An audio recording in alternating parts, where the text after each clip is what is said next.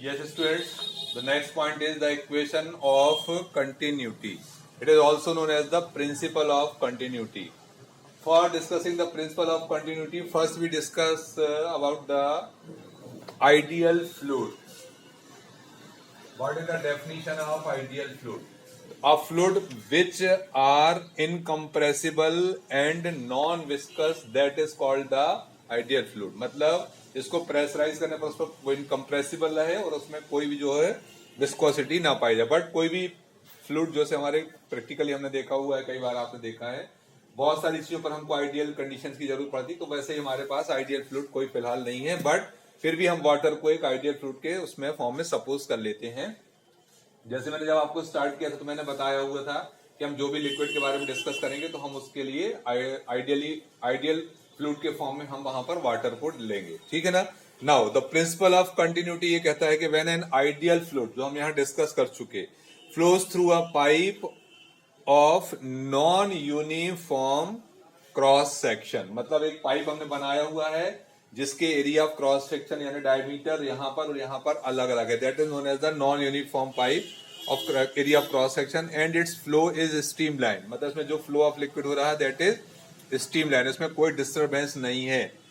Then at every point in the pipe, यहाँ पर हर जगह बहुत सारे हम डिफरेंट पॉइंट डिस्कस करेंगे फ्लो ऑफ लिक्विड के लिए पाइप में. In the pipe the product of area of cross section of the pipe, product of area of cross section of the pipe and velocity of the liquid is constant. Then in simple words तो हम क्या कह सकते हैं, उसके according area of cross section of pipe suppose किया जाएगा A, velocity of liquid will be B, that will be the constant.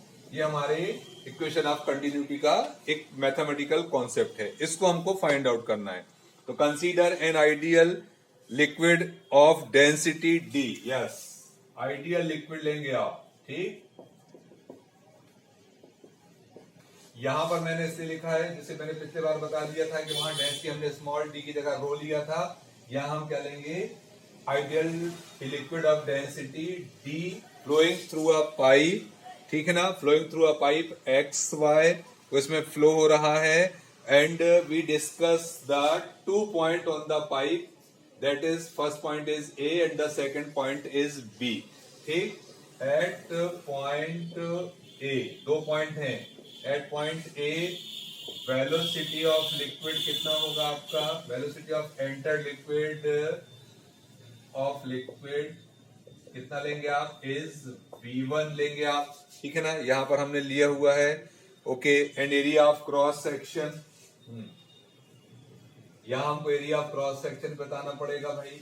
तो एरिया ऑफ क्रॉस सेक्शन बताने के हिसाब से अब यहां पर हम ऑलरेडी ए कैपिटल ए ले चुके हैं तो हम उसको स्मॉल A1 ले सकते हैं. ठीक, एंड दूसरा पॉइंट लिया हुआ है एट पॉइंट बी. ठीक, द डेंसिटी तो मालूम ही है अपने को, सभी जगह अपने डेंसिटी लिया हुआ है, सिमिलर लिया है. At point B velocity of liquid कितना रहेगा यहाँ पर भाई, ये रहेगा आपके पास, that will be the V1 के हिसाब से यहाँ पर कितना आ जाना चाहिए, V2 हो जाएगा. And area of cross section will be equal to the कितना लेंगे हम यहाँ पर, A2 लेंगे. ठीक है ना. Now we can see the liquid entered from point A and leaving out the point B, मतलब पाइप को वो छोड़ रहा है, पॉइंट बी पर बाहर जा रहा हो और अंदर आपका ए से आ रहा होगा. ठीक है ना. ओके, तो V2 ले लिया. The volume of liquid entering per second at the end A. Yes, ध्यान से देखेंगे भाई, द वॉल्यूम बोला है मैंने, volume of liquid entered per second word पर ध्यान देंगे जरा. पर सेकेंड फ्रॉम पॉइंट, कौन सा पॉइंट लेंगे आप, A. That will be equal to, volume of liquid की बात की जा रही है तो वॉल्यूम ऑफ लिक्विड कितना हो जाएगा, एरिया ऑफ क्रॉस सेक्शन कितना लिया था हमने, A1. तो यहां से हो जाएगा A1 B1. कैसे होगा A1 B1 भाई, वॉल्यूम की बात की जा रही है तो हमने वेलोसिटी की बात की है. V1 इक्वल टू कितना होगा, distance divided by the time. ये होता है ना वेलोसिटी का फॉर्मूला. अब मैंने बोला हुआ है पर सेकंड का मतलब टाइम कितना हो गया 1 सेकंड, तो डिस्टेंस कितना हो गया v1। तो इन प्लेस ऑफ डिस्टेंस हमने v1 रखा, एरिया मतलब लेंथ ब्रेड्थ और हाइट, तो ये डिस्टेंस हो गया, लेंथ ब्रेड्थ और डिस्टेंस मिलकर के वॉल्यूम बना देंगे, ठीक है ना। देयरफॉर द मास, अब यहां से इसी बेस पर हम निकालेंगे mass of liquid entered at A, और कितना लेंगे आप पर सेकेंड, कितना अंदर लिक्विड हो रहा, तो मास इक्वल टू होता है वॉल्यूम इनटू डेंसिटी। वॉल्यूम कितना निकाला है आपने A1 B1, और डेंसिटी ऑफ लिक्विड कितना था D था। ओके, सिमिलरली अब यहां से हम सिमिलरली वर्ड का यूज कर सकते हैं, similarly the mass of liquid, कौन सा लिक्विड, अब जो हमारे पॉइंट बी को छोड़ रहा होगा, तो mass of liquid living out the